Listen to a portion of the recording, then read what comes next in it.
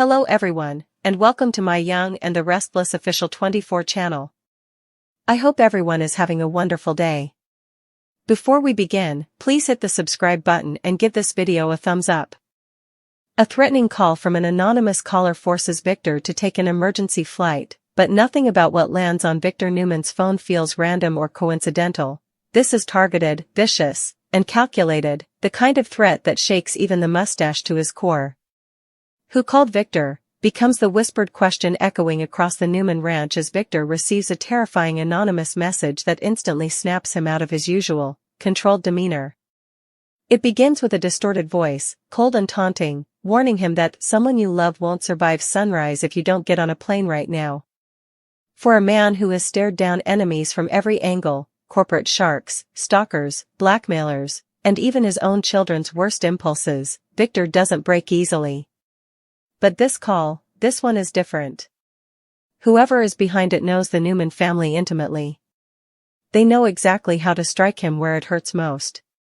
And just like that, Victor drops everything and triggers a chain reaction of fear, suspicion, and chaos in Genoa city that his loved ones never saw coming.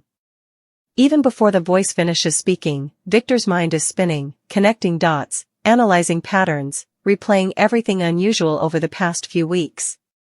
There were the strange deliveries to the ranch with no return address, little symbolic threats, like a torn photograph of Victoria, a scratched-out picture of Nick, and a shredded Newman Enterprises logo. There were rumors about an unknown figure seen hanging around the Newman stables at night. And then there was the chilling message slipped under his office door that read, "You can protect your empire, but you can't protect them all." Victor had dismissed it as yet another coward trying to provoke him, but now he sees the evidence piling up with chilling clarity. This caller isn't simply lashing out, they've been planning, watching, learning his patterns. They waited for the perfect moment to strike, and tonight is the night they've chosen to make their move. As the line goes dead, Victor doesn't even waste a breath. He storms into the living room, demands the Newman jet be prepped immediately, and orders his security team into lockdown formation. Nikki, thrown off by his intensity, tries to ask what's going on, but Victor doesn't dare reveal the exact words he just heard. The last thing he wants is Nikki spiraling into anxiety or falling back into old patterns under pressure. All he tells her is that someone in their family is in danger, and he has no choice but to take action. Nikki, trembling but determined, nods, because if Victor Newman says the family's at risk, then the threat is real. However, the more Victor moves with frantic urgency, the more Nikki senses this isn't a routine crisis. Something about the way his hands shake, the way he barely makes eye contact, tells her this threat is worse than he's letting on. Meanwhile, at Newman Enterprises, Victoria gets a coded alert from the ranch's security system, an emergency protocol she hasn't seen activated since the night JT returned to terrorize her. The panic hits instantly as she calls Nick, who was already on high alert after receiving an odd text earlier that simply read, "Tick-tock, Nicholas." Nick immediately rushes home, worried that the kids might be the targets of whatever threat is unfolding. And through all of this, Adam, perhaps the most accustomed to dangerous enemies from his own past, recognizes the scent of manipulation immediately. He knows what it's like to have someone come after your family with precision. He knows the feeling of being hunted. And as he watches Victor ordering guards to cover the ranch perimeter before racing out the door, Adam realizes something devastating. This threat seems personal, maybe even connected to his own enemies. That possibility shakes him more than he's willing to admit. Back at the airport, Victor's jet is fueled and ready, but his instincts remain razor-sharp. He refuses to reveal his destination to anyone but the pilot. He gives only one instruction: take off as soon as he's on board. When the engines roar to life, Victor tries to steady his breathing, but the words from the caller keep echoing in his mind: "If you love them, you won't waste time asking questions." That phrasing, that cruel certainty, it feels familiar somehow. Like someone from his buried past is resurfacing. But who? Who hates him deeply enough to threaten his entire family? Who would go this far? His enemies are countless: Clifford Steele from the old oil wars, the remnants of the Santori cartel, even the unknown conspirators behind Chance's earlier shooting. It could be anyone, which is exactly what makes this threat terrifying. As the plane ascends into the night sky, Victor's phone buzzes again. A new message. One single image. And it's enough to make his blood run cold. The photo shows the silhouette of a woman tied to a chair, her head slumped forward, surrounded by shadows. The figure's face is blacked out, but the caption reads, "Guess who?" Victor clenches his jaw so hard he nearly cracks a molar. It could be anyone: Nikki, Victoria, Summer, Abby, Claire, even Sharon. The ambiguity is the real weapon. The caller wants panic. They want Victor losing focus. They want him emotionally compromised. And Victor realizes he can't afford that. Not now. Not ever. So he forces himself to push past the fear and think like the strategist he is. Panic is the enemy's game, and he refuses to play it. Back in Genoa City, Nikki gathers Victoria, Nick, Adam, and Abby at the ranch to explain what little she knows. The moment she tells them Victor took a sudden emergency flight, the room erupts in fear and speculation. Victoria immediately assumes one of her kids might be at risk: Katie, Johnny, or Claire. Abby panics about Dominic. Nick, driven by paternal instinct, races to check on Christian and Faith. Adam, however, grows eerily quiet. This quiet isn't fear, it's recognition. Something about the timing, the cryptic nature of the threat, the psychological manipulation, it mirrors past tactics used by someone Adam crossed long ago. And if this person is resurging, the entire Newman family might be in deeper danger than they realize. Meanwhile, Victor receives a call mid-flight, and the plane's cabin fills with the distorted voice again. This time, the caller sounds amused, almost entertained. "You're predictable, Victor. You always leap before you look. That's what makes this fun." Victor tries to trace the call through his encrypted system, but the signal is bouncing through multiple international relays. The caller knew he would attempt to trace. They're always one step ahead. But then the voice says something that snaps Victor's composure: "You took something from me years ago. Now I'm taking everything from you." Victor's mind races. Took something? What? Power? Money? A deal? A company? A person? The Newman Empire spans decades of wars and rivalries. This clue is both helpful and maddeningly vague. Then comes the bombshell: "If you land without my permission, one of them dies."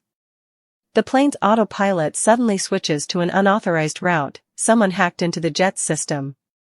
Victor lunges toward the cockpit, furious and ready to override the controls, but the pilot tells him the system is locked. For the first time in years, Victor feels something unfamiliar: powerlessness. Someone has managed to get inside his world, inside his private jet, inside his family's vulnerabilities. This isn't just a threat. This is full-scale warfare. Back on the ground, the Newmans are fracturing under pressure. Victoria wants to alert the FBI. Nick wants to mobilize their private security. Abby wants chance involved, believing the police can track the source. But Adam demands they do nothing until they know who they're dealing with. This sparks a fiery argument between him and Nick, with Nick accusing Adam of withholding information. Adam fires back that Nick never trusts him anyway, so why bother explaining anything? The tension boils over until Nikki slams her hand on the table and demands they stop fighting.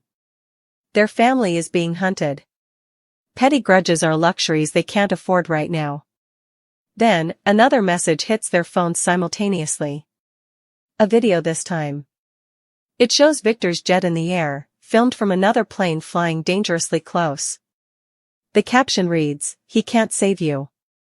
Nikki collapses into a chair, trembling. Victoria clutches her mouth in horror. Nick curses violently. And Adam? Adam looks haunted, because he recognizes the subtle insignia on the wing of the second plane. He's seen it before. A long time ago. Connected to a man whose vendetta was never fully settled. Above the clouds, Victor braces himself as the unknown plane pulls alongside his jet, its windows pitch black. The caller's voice returns one last time, when the sun rises, your world ends. Victor Newman, the man who never bows, never breaks, never surrenders, finally understands that this is no ordinary enemy. This is someone who has been waiting years for revenge. Someone who has studied him. Someone who is willing to hurt innocent people to destroy him. Someone who wants the Newman legacy to burn. And Victor, gripping the armrest with white knuckles, vows in that moment that no matter who is behind this, no matter how deep the betrayal goes, they will regret ever threatening his family. But until he figures out who called him, who hacked the jet, who captured the woman in the photo, and who is flying the shadow plane beside him, he must play along. He must buy time. He must stay alive long enough to save the people he loves. Because this night is only the beginning of the war. And Victor Newman just stepped into the battlefield blind. The shadow plane tailing Victor's jet remains disturbingly close, flying with an intentional precision that sends a shiver through the cabin. The pilot, pale and visibly shaken, keeps glancing at the radar as if expecting the aircraft to ram into them at any moment. Victor stands rigid near the cockpit door, his silhouette carved in harsh lines by the dim overhead lights. His mind churns, calculating, assessing, strategizing. But no strategy fits this situation. This is new. This is personal. And whoever is behind it is uncomfortably aware of Victor's greatest weak point, his family. On the ranch, Nikki tries to compose herself, but her trembling hands give her away. Victoria kneels beside her, rubbing her back, whispering reassurances she barely believes herself. "Mom, it's going to be okay. Dad can handle this." But even as she says it, Victoria's eyes drift to the paused video on her phone, the chilling footage of Victor's jet being stalked in midair. She's watched her father face danger countless times. But never like this. Never when the enemy was so bold that they taunted him in real time. Nick storms back into the room after checking on Christian and Faith, both safe and under guard. His jaw is tight, eyes blazing. "This ends tonight," he snaps. "We're not waiting around for some psycho to dictate what we do. We take action." Adam stands across from him, arms folded but posture taut. "And walk right into whatever trap they've set. That's what they want, Nick." The brothers glare at each other, neither willing to budge. Abby tries to intervene but is drowned out by their escalating shouting. Only when Nikki stands and slams her palm on the table again does the room fall silent. "You listen to me," Nikki says, voice shaking but fierce. "This family has survived because we stick together, not because we tear each other apart. Victor needs us focused. He needs us united. Now sit down." And somehow, despite the chaos swirling around them, her words cut through the fear. The Newmans settle, though unease continues to simmer beneath the surface. Adam, finally able to speak without interruption, walks to the bar and pours himself a glass of water. Not alcohol, he doesn't dare lose clarity tonight. "I know who might be behind this," he mutters. All eyes snap toward him. "But none of you are going to like it." Back on the jet, the cabin lights flicker. The autopilot changes course again, this time banking sharply toward the outskirts of rural Montana. Victor grips the seat in front of him to brace against the sudden tilt. "What the hell are they doing?" the pilot mutters, desperately trying to regain control. "They've overridden everything, navigation, communication, system access. I've never seen anything like this." Victor doesn't respond immediately. He can't. His thoughts are tangled between suspicion and dread. The distorted voices claim loops in his mind. "You took something from me years ago." Victor has taken many things, companies, opportunities, fortunes, leverage. But all of that seems too small for a threat orchestrated with this level of sophistication. This feels like the kind of vengeance only born from betrayal. Something intimate. Something that cuts close to the bone. The jet finally stabilizes, forced onto a narrow flight path over snow-covered mountains. The shadow plane maintains its eerie parallel position. Then, as if on cue, Victor's phone buzzes again. A text. This time not a photo, but coordinates. And a final taunting message: "Land here. Come alone. Or she dies. The moment Victor sees the coordinates, the memories slam into him like a freight train. A remote location tied to an old business partner, someone who disappeared years ago after a deal went horribly wrong. Victor thought the man died. But the coordinates suggest otherwise. Rage mixes with dread in Victor's chest. Someone has resurrected a ghost from Victor's past. At the ranch, Adam's reluctant confession explodes like a grenade.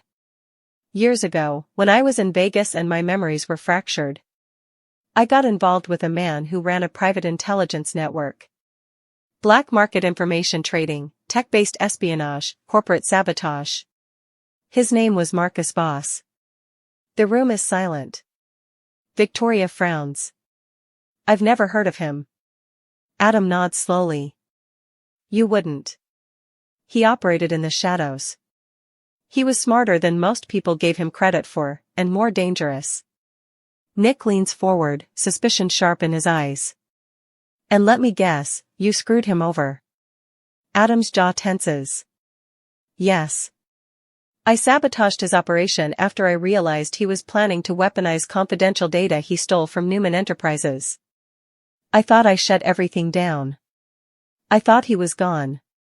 Abby crosses her arms tightly. And now you think he's coming after our family? Adam locks eyes with her. I don't think. I know. That symbol on the shadow plane, his network used it. A covert signature only insiders recognized. Victoria's face drains of color. So you're telling us someone from your past is hunting our father? Adam's voice cracks just slightly. No. Someone from our past. Because Marcus Voss wasn't just after Newman Intel, he wanted leverage. He wanted control over the whole empire. Nikki sinks back into her chair, horrified. My God, he wants revenge. Adam nods. And he wants Victor to suffer first. In the sky, Victor prepares himself as the plane begins its forced descent. Snow swirls outside the windows, the landing strip barely visible beneath the moonlight. The pilot grips the controls with white-knuckled terror. Sir, this is a private strip. No markings. No lights. It's dangerous. Victor inhales deeply. Just land the damn plane. Because what choice does he have? If this threat involves someone he loves, he'll walk straight into hell to get answers. The jet hits the runway with a violent jolt, skidding on ice before coming to a complete stop. The moment it settles, the caller's voice comes through the cabin speakers, not the phone.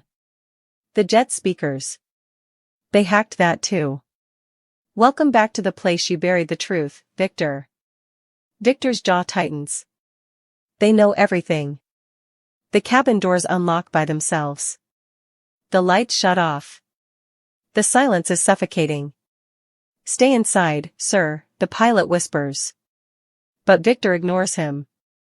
He steps out into the freezing wind, snow crunching beneath his shoes, his breath visible in the air.